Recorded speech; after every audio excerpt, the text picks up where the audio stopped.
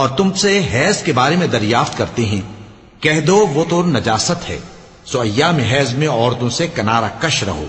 اور جب تک وہ پاک نہ ہو جائیں ان سے مقاربت نہ کرو۔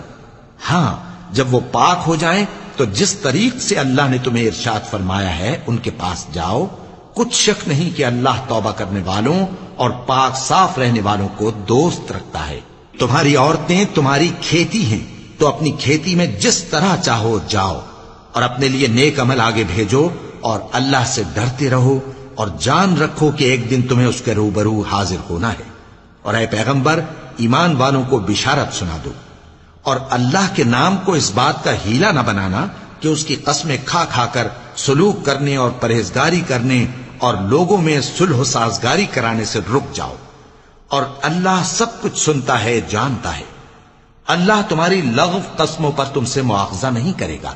لیکن جو قسمیں تم قصد دلی سے کھاؤ گے ان پر مواخذہ کرے گا، اور اللہ بخشنے والا ہے، بردبار ہے۔